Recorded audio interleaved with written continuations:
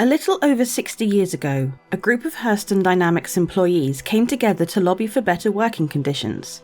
These workers were underpaid, overworked, and callously subjected to noxious hazardous chemicals while on the job, with only the barest safety standards to protect them.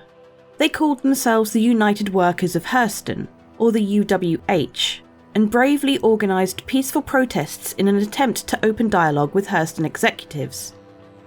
But these days, the UWH is better known as an extremist group.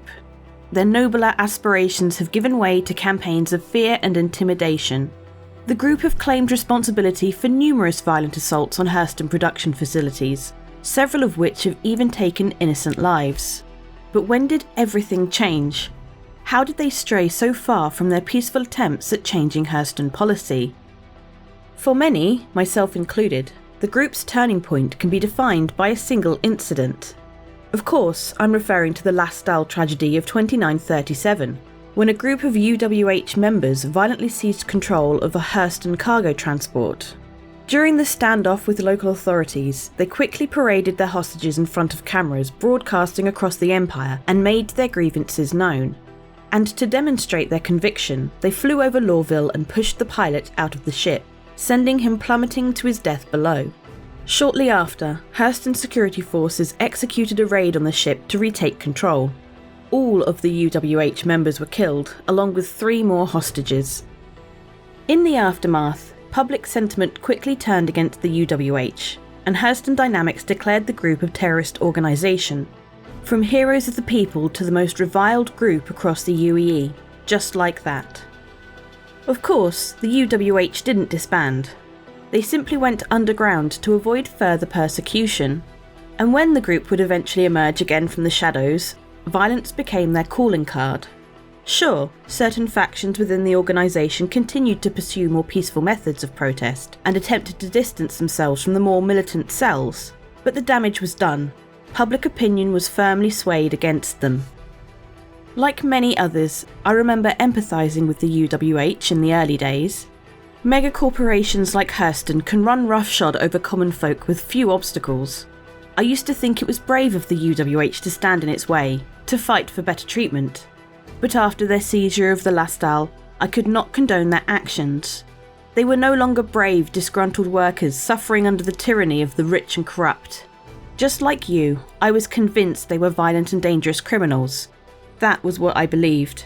At least, until a few months ago, when I received a comm from a Hurston employee. The contacts chose to remain anonymous, identifying themselves only as Canary, and what they told me shook me to my core.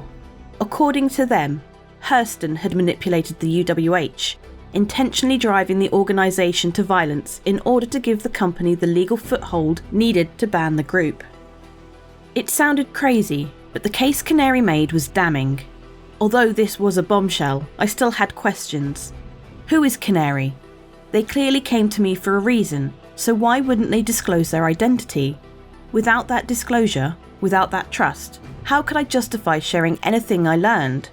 And yet, what if it was all true? I had to know the full story.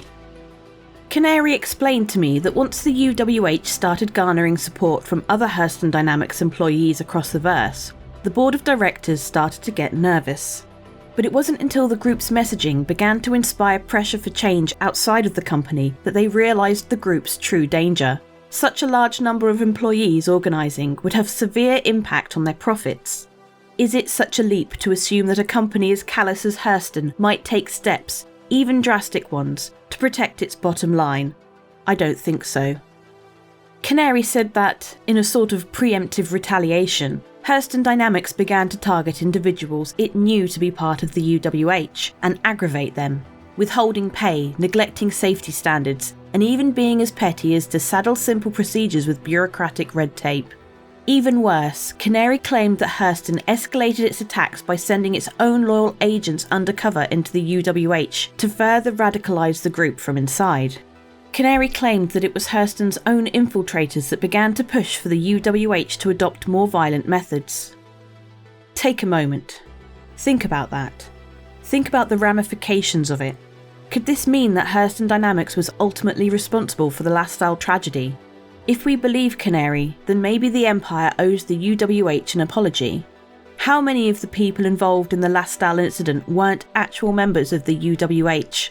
How many were Hurston operatives intentionally making the situation worse? If the company was willing to incite such violence back then, what about today?